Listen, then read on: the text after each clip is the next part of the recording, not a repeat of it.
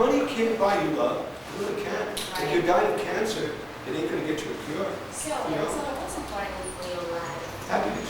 Just waking up. Every day above ground is a good thing. So are you happy? Yeah, I'm really happy these days. Are you married? No, I'm engaged. I'm engaged to a Danish girl. She's an actress back in LA. She's born in Hawaii, but family's in Korea. Right. So I'm doing some kind of inquiry from this TV called Norway. So I want from you some kind of message to say hi. That inquiry called ESSO. Esso? ESSO, yeah. Do it to me, please. Well, I love Esso. What can I say? It's got to be the best station in the world. I've never seen it. Well, but now you just told me about it, so I know about it. So, you know. It's great, absolutely. Is it really? Yeah. Is this what you do for a living? Yeah. You're very attractive. Oh. You want to go on the rest of the tour with me? Yeah. Fine. Well, there's room in my bus. Okay. I think we can fit you on there. Oh, wow. So, and again, maybe some kind of parts from here will be broadcast in the morning show. I hope so. Yeah, could you please... Somebody wakes up tomorrow and they're not dead. God bless you. Me too. Thanks a lot. You're And welcome. give me again one kiss. Absolutely. Wow. Good. Forever. Let's Forever and you can ever. cut the camera off. We'll just stay here for a while and you can get out of here when you guys. Very beautiful women. I must admit, the women here are gorgeous. You guys, I could live here for a couple of years and have a good time, honestly. I mean, I can't wait for my bed to clear, but truly, this is one of the most beautiful cities in the world. This place is really Right. chilling. Right. Stylish. Tak, máte to. Ciao. Ja. I got it. What do you got? Everything. Get her on the bus, please. Everything. Such and kiss and Peterem Crissem, everything. Cool. Good. Will be on my show. Wow. So. What are you going to do? There's a table on video. And we don't want President of Prague. That's magic. It's pretty cool.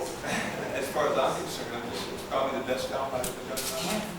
I'm really excited about this album. You know, it's the first one I produced with another producer, and most of the songs are all real and no bullshit. You know, I wrote one for my mother who passed on long ago. I wrote one about tabloids. I wrote one about war. I wrote one about the youth striking for their rights. It's very political, overtones. It's about the most honest damn piece of shit I put out in my whole life. So it's real serious, you know. I don't know if that's magic. If it isn't, I hope it works. I hope it's good magic. Not bad.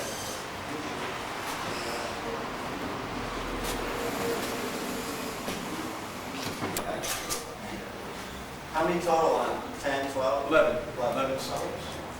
I wrote all of them but one. It's a lot different than the 5. The 5 was only done to release for my fans. You know, the 5 CD was just a thing saying thank you, man. It was great sticking with me throughout the years. Only you guys can get this album. Nobody else can get it. Only, you know, the world can't touch it. Just my Kiss fans can get the Peter Criss Cat album. But the 11 now will be in every record store all over the world. You know, we'll tour. It will be a whole big, much bigger than. I signed a 3-album deal with the company, so it's much bigger than 5. Yeah, I'd like to ask you, what did you think about your album Kiss My Ass? It's great. I think anything that you know, anybody that emulates you is a compliment. You know, it's like here's a bunch of great artists got together and are doing our music. That's to me that's cool. I mean, What do you think especially about Peter Rose, the Hard Rock Woman? that's great. You know, he didn't ruin it. He didn't screw it up. He stuck right to the guidelines. He did it really close to my version, where a lot of the other songs were really changed around a lot. But I think Garth Brooks did a really nice job on Hard Rock Woman. I mean, you know, he's a big country western star, and here he picks out that song. I still do it in my show, but I like it. I think it's pretty cool. You know, see a guy like Garth Brooks doing it. Yeah, you know, one question especially on this album, the Elster, the German group. Very strange. But you know, it doesn't matter. Again, I think anybody who emulates you or copies you or wears makeup, you know, it's just Gene just walking in the room. It's like it's a compliment, you know. It's major compliment. You know, they're copying you, so that must mean they love you very much. That's all. Are you still talking to the Kiss members? Oh yeah, absolutely. Ace played on 3 cuts on the album. I just saw Gene Paul 2 weeks ago in Detroit. We flew back together. We got along great. We exchanged phone numbers. When I get back home, I'll get it with them. Photo, I don't even remember. It's like when you're with a chick, you have a fight, you don't know what you're fighting about. But the best part is making up. So, you know, I think we've made up. I think it was a good thing. Yeah, we get along fine. There's no problem with Gene Paul. Yeah, one question about the history of Kiss. Do you know that you are the Kiss, especially Kiss in 70s and 80s? Do you know that this group was in Czech Republic or Czech Socialist Republic? It was something like God here, yeah? Because you are all, the government has forbidden Kiss. Yeah? Kiss was nothing about Kiss. Oh, good, that's over with. But you are Kiss was here or something like that. You know about this. You are so popular here in early 70s or 80s. So you know about this something. I'm finding it out now. You know, thank God I'm traveling now, and that's part of the reason why I wanted to do this tour. It had nothing to do with money. I keep hearing money. I'm fucking fed up about this money shit. I don't really care about money. That's not the object of rock and roll. You play music from your heart. And hope to God everybody takes it, you know. You don't buy a record because the money, you buy it because you love it, because of the music. You know, I'm an artist. I'm not into it for the money. I'm not a businessman. I'm not a lawyer. I'm not a doctor. I'm a musician. And that's why I've been playing music since I've been 5 years old. For me now, this tour, not only did it give me a chance to come back to Europe and do these conventions, but it's giving me a chance to push my new band, push my new album, for people to see me again, and say, wow, you know, Peter again, he's really doing great, he's in great shape, he's in great, great frame of mind, and not drugs, feel really good. I want to come back here, hopefully with my band and tour. That's really the main object of this whole. The conventions are great, but my main thing is my new career. You know, life goes on. The 70s are over. This is 1994. You know, I can't lay back and for the rest of my life and go, okay, I did Kiss, that was great. That's not the way I am. You got to keep on going if you're an artist. If you keep painting, you keep writing, whatever you may do in art, you never stop. You do it till you die, hopefully. I'll do that till I die. I'll play drums and sing till the day I drop dead. You want to see a complete Kiss reunion and give them your feelings? I hope so. I would love to do it. You know, I wouldn't mind. You know, a lot of people ask me that. I'd love to play again with the guys, you know, but it would have to be that we want to do it for, you know, we really want to do it because we want to enjoy ourselves. We want to go out and we want to have a great time. Because there's a whole generation who didn't see Kiss, you know. I get kids 10 years old coming up to me and going, oh, you know, my dad told me you guys are great, my mom said, you know, I would love to play for them and let them see what they missed out on. I really believe that we were the greatest show in the world. I thought we were the greatest band in the world. I thought we gave so much to our audience. And now I see it. I don't think there's another band in the world that has fans like mine. I mean, no one. I don't care if it's Bon Jovi or Aerosmith or the Rolling Stones. We really have an amazing amount of people that really love us. I'm finding that out more and more as I'm traveling now. It's like, wow. You know, here I am in Prague, in Czechoslovakia, and there's guys wearing my makeup and Kiss, you know, stuff. I never knew that we were that big all over the world, as big as we are. It's a rush. It's nice. It's a great feeling. I mean, really, I'm going to go home with a lot of things in my heart that money cannot pay you a lot. Do you have any plans with Ace running to the future? No, Ace is on tour right now with his band. He's having a good time. He's touring.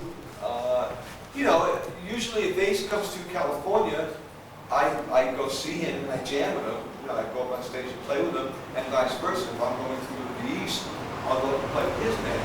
But as far as us getting together, there's no chance of that because he's set his ways, I'm set my ways, and now I have a new album, and a new contract, and a new band. There's no way that we could get together. It's impossible. And please, do you think that Kiss, that it was right to leave Kiss or to left Kiss before years? I understand. Yeah, I think that, I mean that it is right, or you, there was in 1980 that you left Kiss, and it was the right decision or not, for example? Yeah, it was time to go. It was time to leave. It was time for a break. Even the Beatles broke up. I mean, you know, I just wanted to go and do my own thing. My music my roots are very R&B. I grew up on soul music. I grew up on a lot of Motown music. And that would clash a lot of times because they were very heavy metal. And I was very much R&B. I grew up with Otis Redding and Sam Cade and James Brown and Tina Turner. And so I liked that music, you know. And they grew up a lot with Zeppelin and those type of bands, which I think are great bands. But it was time, I think, for a change. For me, it was time for a change for me. You know, I'm still working on a book. Hopefully I'll finish it someday. But every time I get close to finishing it, something else happens in my life. And I go, well, I better put that in it because I don't want to miss out on that. So someone's going to have to stop me eventually along the way and say, okay, stop and go to another book. So, you know, that's still on the burn. I still have 8 years of this book. But I will finish it. But right now, the most important thing in my life is this new record, my new album. It's really important. And what about this new book? It will be coming. My book? Yeah. It'll come out when I'm done with it. Right now, it's just sitting in my house to the ceiling paperwork. You know, I went through 5 writers, none of them grabbed it like I wanted it. You know, it's not as serious. And the book is not about Kiss, it's about my life. I grew up very poor. I think it's a killer album. Maybe I'm prejudiced, but I'm really proud of it. I'm really happy with my record. I think it's the best thing I've ever done or sang. My voice is better than it's ever been. My playing is better than it's ever been. My attitude's positive, totally positive. So I pray to God that He's going to be really blessing me to give me a great album. So one basic question on when can I buy this new album?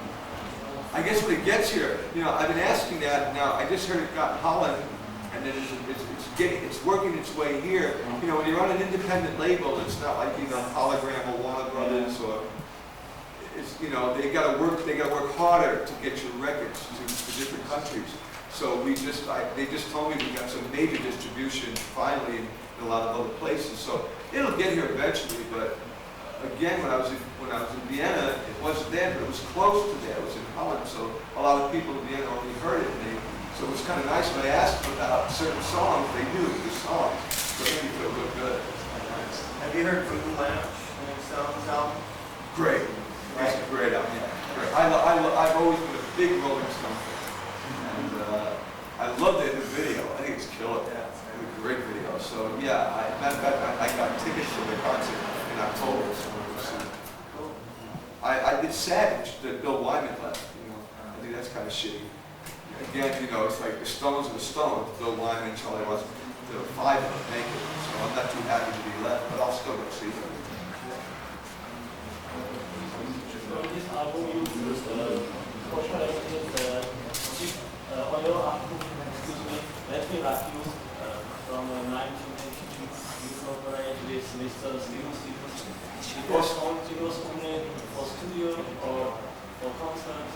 No, Steve just wrote a song, and I put it on the album because I thought it was a great song.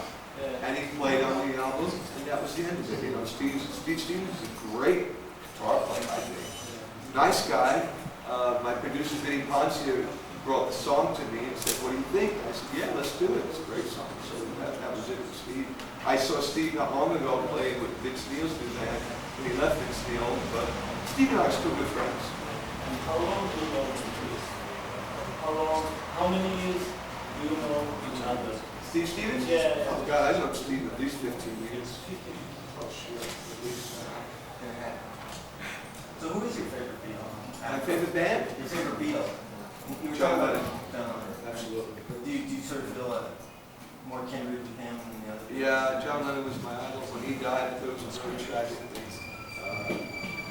was very sad. I think we lost one of the greatest band musicians in the world when John Lennon got killed. I think that was really stupid and sad. I don't know why the hell you want to kill him like that. But people are crazy out in this world, you know, they do stupid things. But I took it very hard. I've always followed. I even redid Jealous Guy on one of my albums because I love John so much. You know, you guys had a big painting here somewhere, and you got a thing on the wall of John Lennon, and I want to go take a picture, and it's all chipped away. That sucked. You know? We looked all day today for this thing. We found it, and the only thing was left was the glasses. You know, that's sad. You know, but yeah, John Lennon was a big influence in my life. It was another guy in the last few months. It was Kurt from Nirvana. What do you think about this? About dying, Kurt Cobain. Oh, that's sad. I hate to say it, but I think it was stupid. I think it was a waste of a life. I mean, the guy had everything going for him. His band was doing great. You know, now his band members are out of work. You know, the guy had everything. It's not easy. This business is a really hard business. It's not all sex, drugs, and rock and roll. It's a lot of work. And finally, you know, out of all of us, he makes it. He's doing real well. He blows his brains out. I think it was major stupidity. It was really dumb. I think it's harder to live than to die. Personally, life is hard, you know, and you've got to be tough to hang in there. It's real simple to get out. You know, you want to get out of this world real quick, but I think it was a setup. Sort of a non-secretarial question. Michael Jackson's marriage to Lisa Marie Presley, does that improve or diminish your opinion of Michael Jackson? I don't really give a shit.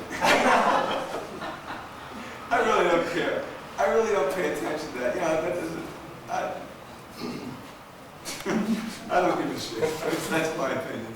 I don't really care who he marries or what he does with his life. As long as he doesn't come to my house for dinner, I'm happy. That's a good question. That's what I've heard it all. That's about the best I've heard so far. What have you been doing last 12 years before you released the new album, Okay? I mean between 1982 to 1994. After Let Me Rock You, which I thought was going to be released all over the world, it wasn't. It was sort of a pacifying album, I think, for me. The record company wanted to make them happy. I was really proud of that album. I thought it was a damn good album. There was a lot of great guys in it. Julie wrote a song for me. Steve Stevens had a song on there. There's a bunch of great guys on the album. Since I got so screwed over on it, I just said screw it. I was so fed up with the music, the rock and roll business, that I bowed out. I figured, okay, let me take a vacation. I travel. I read a lot of books I always wanted to read. My daughter was born in '81. She's 13. She just turned 13. She's absolutely beautiful. I'm scared. I told her, don't bring a musician on my kid. You know, bring a doctor, but no musician. So I raised my daughter for 10 years. I sort of did the John Lennon thing. You know, he bowed out and raised his son. I thought that was a great thing. You know, so I spent a lot of time with my daughter. I had a beautiful house in Connecticut at that time. I traveled. I read a lot. I worked with, you know, but I didn't want nothing to do with music for a while. And then finally I moved to California in '84. And I joined some band that was supposed to be Atlantic. It looked like a pretty sweet deal. So I hung in there. And I bounced around with a few other bands and did some studio work. And then I finally decided to get my own band. And then that 7 years, I just struggled. I went through a lot of guys. I worked with Mark St. John for a year. I realized that wasn't happening. You know, it's like, it's a chemistry music in anything. You know, the right chemistry makes the right thing. And finally, in the last 3 years, I got the right guys. And in '92, we did a tour of 52 cities. And Kiss is on the same tour, which is ironic. We were playing pretty much the same venues. And the tour went great. We sold out most of it. It gave me more incentive to really get going. And I went into tons and tons of demos. And then my mother passed on at 90. It gave me more strength to go on. I got a divorce after that. My uncle died after that. My best friend from the New York Dolls, Jerry Nolan, who I grew up with, died. This just gave me so much energy that I locked myself literally in my house and never left it for almost a year. I became a recluse and just kept writing music. And then finally, I took it around to write a copy. Finally, someone said, yeah, this is great shit. And I said, finally, someone realized I'm really breaking my heart to get this stuff done. I got back into the business. It's great to be back. Sometimes I'm not sure what you say. You have a daughter and son, but the question is, you have still the same wife, or? No, I've been divorced 3 years. She married my lawyer. Oh, my ex-wife. And they just had a boy. So, but I get my daughter every other weekend. I have a nice home. She has her own room. She's now 13, so she's starting to realize who I am, which is great. I know my kids, she goes to school and going, oh, your dad's Peter Crissem and stuff.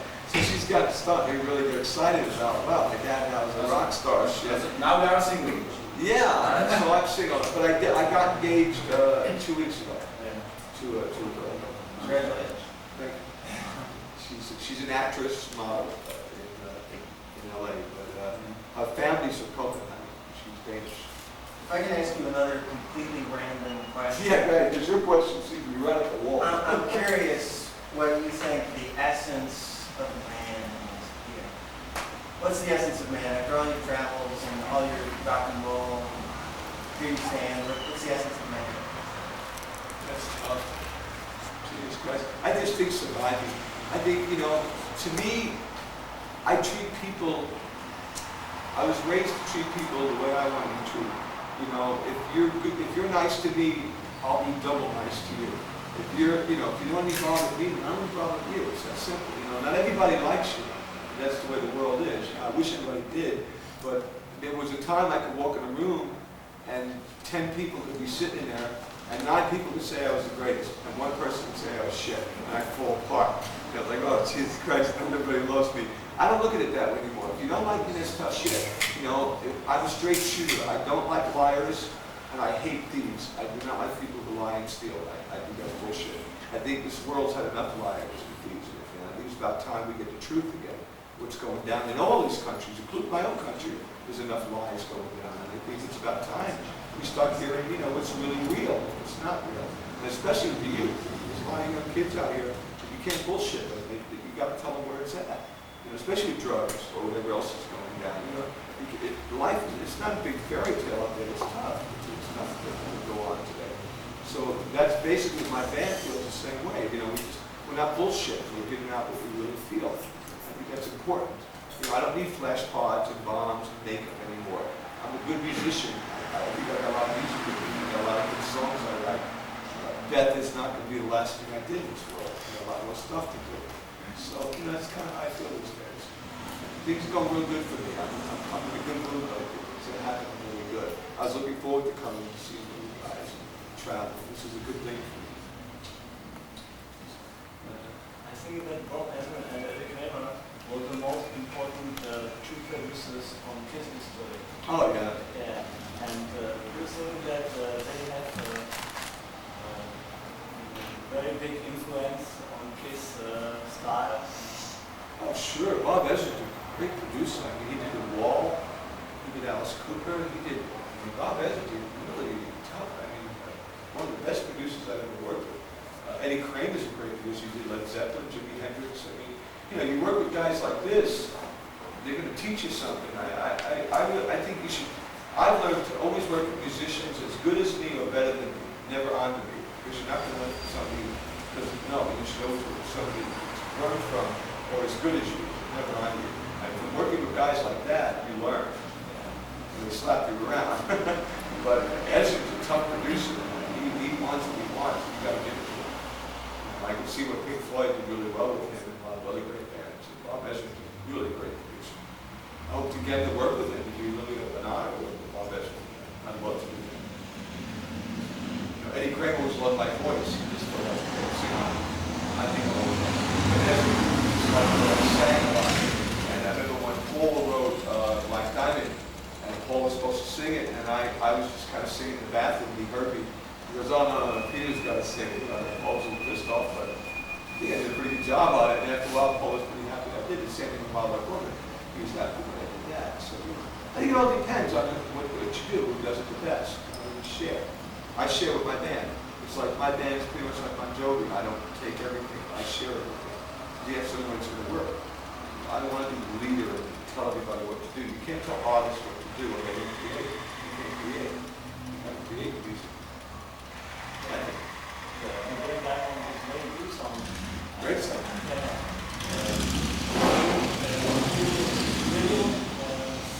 Sing some song like Black Diamond. Yeah, motorcycles going on. Yeah. Are you going to sing a song? Do you sing some song like Black Diamond, for example, this evening? No, I'm just doing some drumming. I didn't want to sing anything. Actually, I didn't even play when I did these conventions. I just do the pictures and autograph stuff. But I wanted to play this. I don't know when I'm going to come back to Europe again. You know, it might be next year. It might be 5 years. It might be 10 years. I don't know. But if I sing, I like to sing with my band. If we're used to each other, they know how my voice is. They know my keys. The cover bands are great guys. They're really good bands. But I more chance to screw up, so I'd rather just drum and play it safe.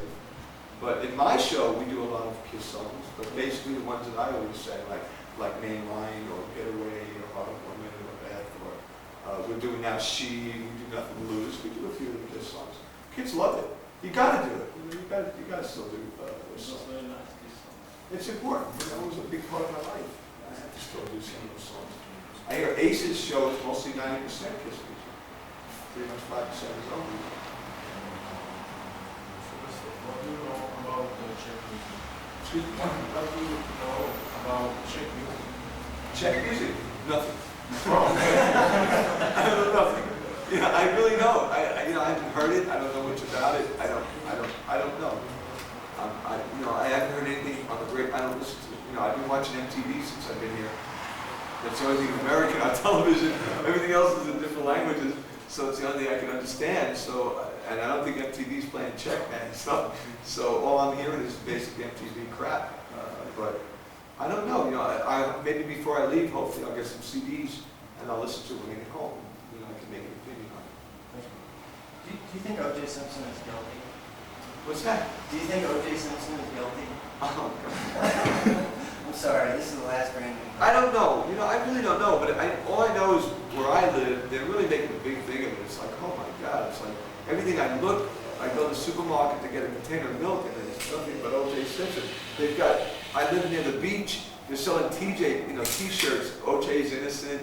We still love you, O.J. I think if he really killed those people, then he should go to jail. If he didn't do it, then he should. Like in anybody. You kill somebody, you should be hung. I think it's terrible to take a life. It's one of the worst commandments you can do. Do you know, now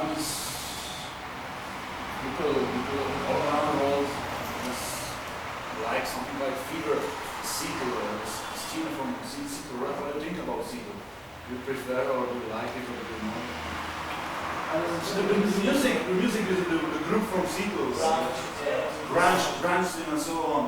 What do you think about this? Seattle sound. Seattle sound. Oh, I've had it with Seattle Sound. I think the Seattle Sound's over, finished. They made their marks. Whatever Stone Temple Pilot, Nirvana. That's over with. Everybody all of a sudden, Seattle made a noise. Everybody moved to Seattle. It was like gold all of a sudden. If you move to Seattle, you're gonna make it. It's not true. My lead singer lives in Seattle, and he's still with me. But he just lives there. I think Seattle was just a happening thing, just like in anything. California for a while, you had Motley Crue, Poison, all these bands were happening. And the same thing when we were happening out of New York, you had Kiss, the Dolls, and all that. It just happens in spurts. In every country, you get all of a sudden. Look at England, Jesus Christ, the Beatles, Led Zeppelin, the Who, Rolling Stones, my God, how many bands came out of England? And now England's kind of quiet, so. That's about the scene, but what do you think about the music actually? When we get down to it. The actual sound, the actual Seattle. So let's talk Nirvana. What do you actually think about them? I'm not into Nirvana. I personally was not crazy about it. I still listen to the Beatles. I still listen to the Stones. I still listen to Led Zeppelin. I still listen to Jimi Hendrix. I still listen to the Masters. I call them because I learned from them guys. I'm not learning. I can't learn nothing from Nirvana or Stone Temple Pilots or whatever. They can't teach me shit. I think they're actually ripping us, the other bands like we started and stuff. How could these guys just were born not too long ago? I was around in the '60s when all the great invasion came, all the great bands went around, like Pink Floyd and all this. To me, those are the bands. That's the real deal.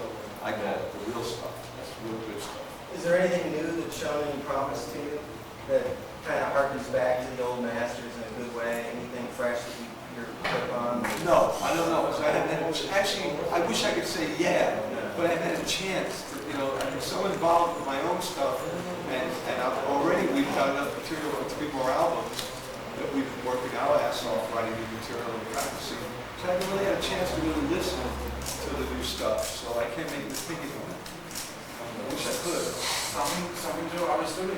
Yes, because in every newspaper or every rock newspaper, I was writing about Case, the difference between Case and Alice Cooper. Yeah, that, Oh, very close. which was better, which was best or yeah, I because don't think it was better. I just think, I love Alice Cooper. I know him well. He's a good friend of mine. I just thought our idea was, when Alice came out, he was the only one with makeup in the band. He was the only one who seems to be putting on the show. The other guys are sort of straight. And our idea was, let's have 4 Alice Coopers instead of 1 Alice Cooper. And it worked, you know. I mean, we felt, why not put 4 guys in makeup and theatrical? And at the time, everybody thought we were crazy. But I guess we proved it wrong because it worked pretty good. But I don't know if it's better.